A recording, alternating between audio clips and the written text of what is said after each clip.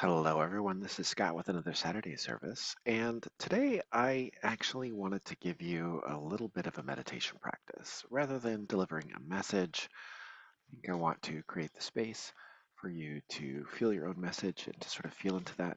If you'd like to optionally have your own deck of cards with you, you can. It's not mandatory. It's just a simple, small meditation process I'd like to walk you through. This is a variation of a kind of standard meditation that I use for many things, including with clients, those that I'm working with, sometimes classes, sometimes students, sometimes Reiki. It's versatile. It's a little bit like Play-Doh. There's a basic structure to it, and I sort of pull and tease it into the ways that might be most beneficial for the moment. Um, this week, or whenever it is that you receive this message, I'm choosing meditation as a way to turn away from the outer influences and inward towards the inner influences to sort of encourage the mindfulness of looking within before looking about. It's through the inner eye that we see the outer world more correctly.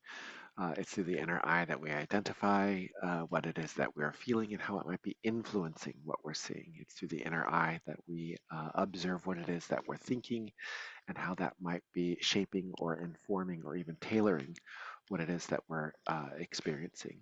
When we understand what we're feeling and what we're thinking, these two aspects of mind, um, we have the opportunity to unite them within ourselves. If you've watched any of the readings and the other things, you'll notice I do love, will, and wisdom. I do these three aspects of things: the loving mind, the thinking mind, and the wisdom mind. This is a sort of similar thought.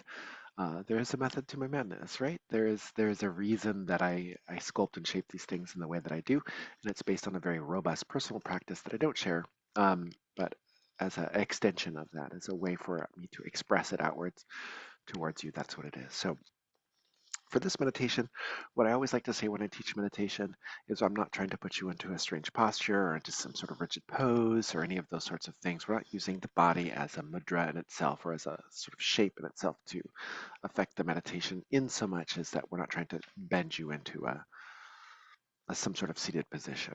I like best on the Western esoteric models of meditation, what we call the Egyptian pose, is feet flat on the floor. Arms and legs are not crossed. Hands can be resting in your lap, palms up or down, entirely up to you. So you basically bring yourself into a position of relaxation by giving yourself permission to do so. Now, there's no idea of meditation in which you are supposed to be doing something. I invite you to follow and see where your mind takes you as I do these things. So close your eyes and allow yourself to just see the blackness behind the eyelids or whatever it is that you might be thinking or feeling or experiencing in your inner world. For everyone, this is different. Some people will have stronger sensations. Some people are very visual people. Again, no right or wrong here. Just allowing yourself to tune inwards towards that inner space simply by closing your eyes and allowing yourself to experience the world without sight. For some people listening to this, maybe you don't have sight. You already understand what this is. It's the acknowledgement that there is a world about us and a way we experience that world within ourselves through our senses. Allow yourselves to tune into that sense by shuttering the eyes or just turning your focus inward. As we turn that focus inward, we feel the structure of the body through the three bowls of the body. That is the head, the chest, and the hips. So start to adjust yourself. You can move. There's no right or wrong here. Allow yourself to adjust and move your body so that your posture is comfortable for your shape and form in a way so that what we're doing would be to make your body as comfortable as possible so that you're not distracted by its symbols because or signals, excuse me, because your shoulder is in the wrong position or you're sitting strangely, any of those things. The spine does not have to be straight. We're just looking for you in your body with your curves to identify this.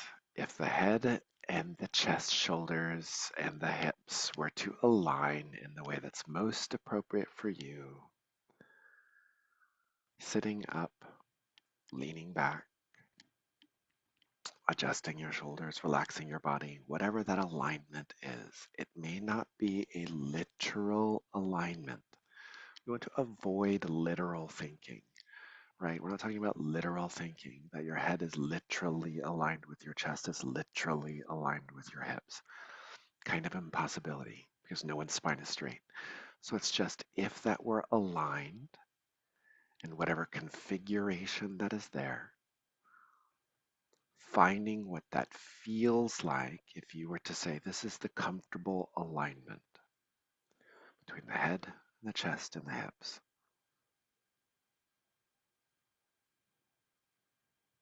So as we do so, we might start to think the head is that place of thought where a lot of our thoughts come into being, where we might identify that. We might see that culturally.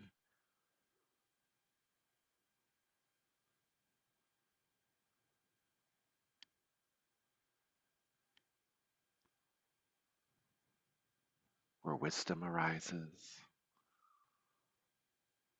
that place of the heart where feeling comes into being, the kind that connects us to others, where we recognize connection and relationship,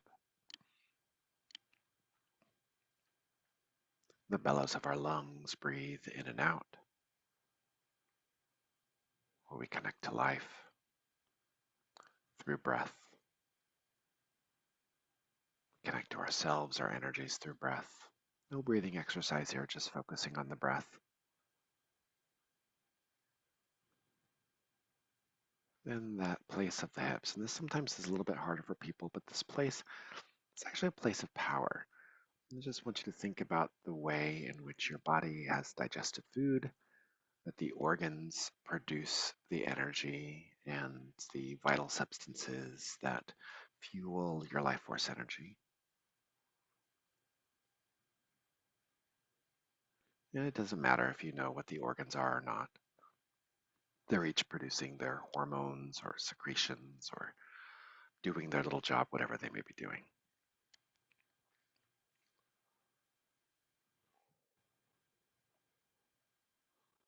It's kind of the power of the body.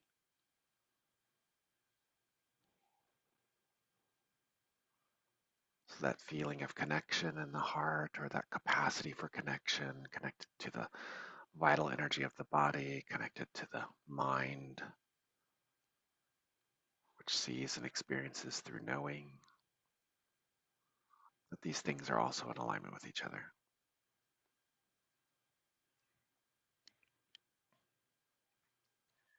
You don't need to be still, so if you need to move or adjust so that your head, shoulders, chest, and hips come into a better balance, then that's fine. It's not about the judgment of whether we're doing this right. You're an organism. You move, you breathe.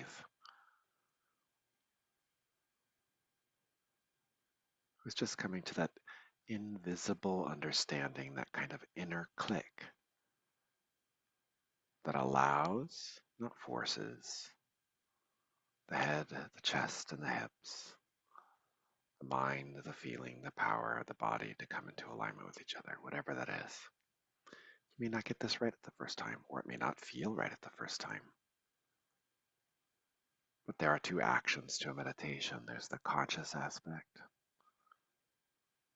And there's the unconscious aspect. That's the part which knows deep down what I'm saying, that there is an alignment that's quite natural for you between these three kinds of mind within you and these three spaces of your body. So wherever we are with that, we start to focus on the heart center. The heart center means the center of the chest, and whether we work with the chakra system or we work with another energy system or none at all, it doesn't matter. We're just thinking about the exact center of the chest and the rough approximation of the sternum there was a space in the back of the sternum where we might think of where the heart is. Part of the key of meditation is the visualization of thought forms. So we just visualize as if there were a light there. And if we don't visualize, we imagine or pretend there was a light there. And if that is not enough, then we feel for the sensation of a space that might be the heart center. And if that doesn't work, then we think, what is the sound of that? And if that doesn't work, we might tap our chest, feel the thump as the finger presses inward. Because in some way you know that there is a center there.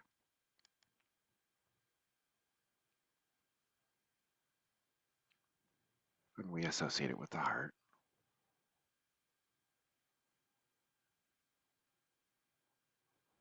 And through this alignment of mind and body and heart, focusing on this heart center, just take a nice easy breath in through the nose to a 3 count.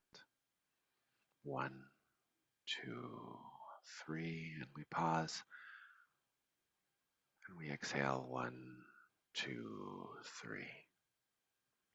Just a little breath of relaxation.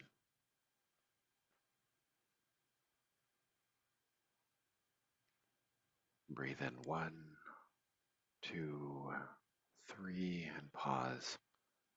2, 3, and exhale 1, 2, 3, letting the breath out of the mouth.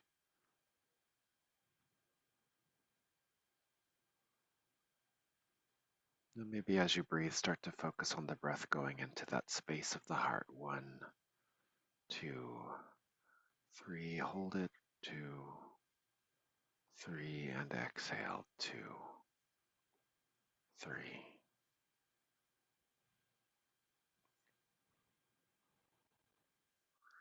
While meditation can be very relaxing and it can be very great and certain methods to go certain directions towards enlightenment, towards stillness, towards love,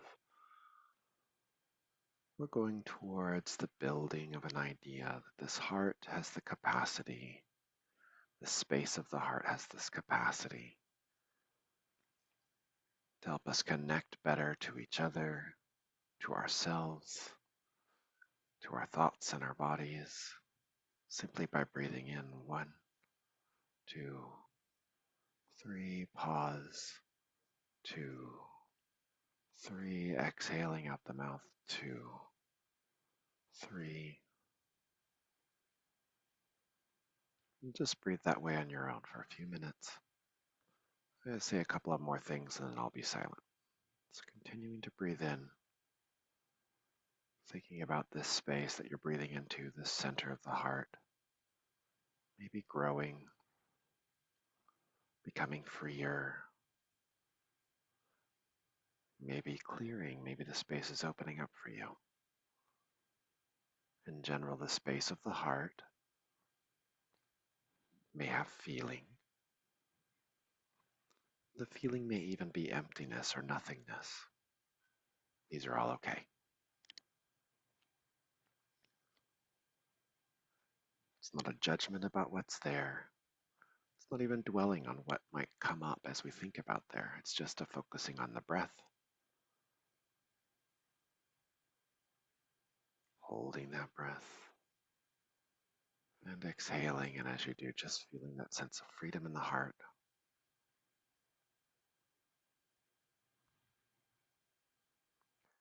Acknowledging that as we breathe in, we focus on the heart, pausing in that regard, and exhaling. One of my favorite teachers, Thich Nhat Hanh, will say breathing in, acknowledging. In this case, we'll say the heart, holding that sensation. 2, 3, exhaling, smiling through the heart. But however we acknowledge it, however we are aware of it, it's not about what's there. It's not about what we visualize. It's not about the energy. It's not about anything. It's just the breath, breathing into the heart, and exhaling. So I'll be silent for a minute as you breathe.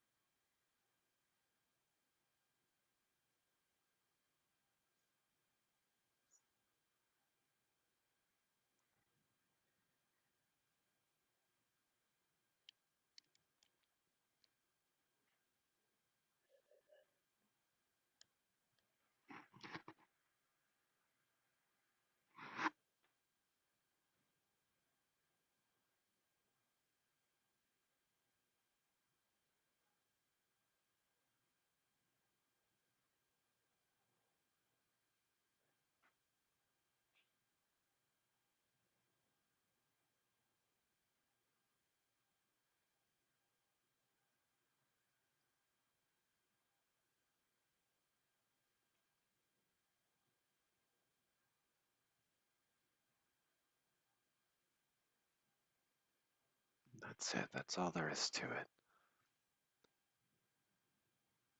Some teachers that I like to say this is the place of resting in the expanse of that heart. But wherever it is for you, sometimes it's more complicated. It's not about the judgment, it's just about the focus on the breath, on the space of the heart, and where we're at. We might see things differently when we come into this space of self awareness through the heart. We may not feel perfect. It's not supposed to feel perfect. It's not supposed to feel anything. Just the work of the breath into the heart, the inhale and the exhale. If you go beyond that for yourself, go into another practice, a metta practice, or a deeper visualization, you can. What I like to do when I'm in this space, when I am here in this meditative place, then I open my cards, I start to look at that space and I go, oh, what's the thing for the week, right? What's the thing for the week? What might be the overarching wisdom, the guidance, the thing that might be the star in the sky for us this week, just the point of wisdom. I'm just going to pull the one card. You can pull a card too and see what the message is for yourself. So I see what that card is for this week is. 1, 2, 3, and we pull. Oh, look at that. It's the Ace of Earth, the Ace of Coins. This is potential. When we see an ace, this says, what is the potential? What is the potential for creation? What is the seed that we plant? What is the thing that we can put in the earth, at this time to start to nurture what this is? The key element to the seed, to the ace, to these cards when we get them is to be mindful about what your expectation is of what you plant and how that lines up with what it is you're growing, right? Because expectation is a process of thought and feeling that might outpace, run alongside, or go the opposite direction of what it is that we're growing. My friend Chris, in one of his classes, said, you plant certain seeds and you think that you're going to grow tomatoes, and what comes up is eggplants, right? So what do you do with the eggplants when you thought you were growing tomatoes, right? Do you cry about the fact that you didn't grow tomatoes and that you grew eggplants, or you do something with the eggplants, right? So if we're talking about magic and aces, this is deciding on what it is that you'd like to materialize for yourself, for your community, for your collective, and really refine what that is for you. Meditation is a great process of refinement. When we are in alignment in our bodies, in our minds, and in our hearts, we're more aware, or could be more aware, of our fuller selves and can make better, wiser decisions based on both feeling and logic, based on both those parts of ourselves, those parts of our minds. And in that place, that's where wisdom really arises, right? Because we're not pulled by our emotions or tugged by what we feel or distracted by what we're thinking, to a point where we might ignore something else. When our thoughts are aligned and our feelings are aligned and our heart is open, we can really see what that is. So, meditation may or may not have worked for you. You can always try it again. A version of this is in Reiki Spirit. Versions of this are on the Patreon.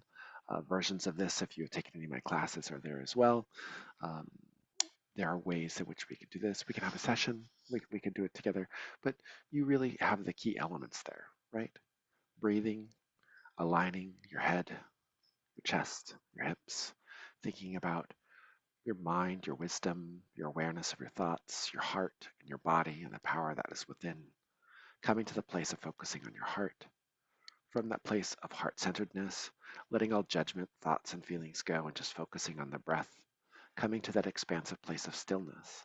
From that expansive place of stillness, then looking, then asking questions, maybe drawing a card for yourself, seeing what that potential is for you. That's my reading for this week. That's my message for this week. That's my Saturday service. You can find me at patreon.com/Scott K. Smith. You can book me at starandstonellc.com. Thanks for watching. Bye-bye.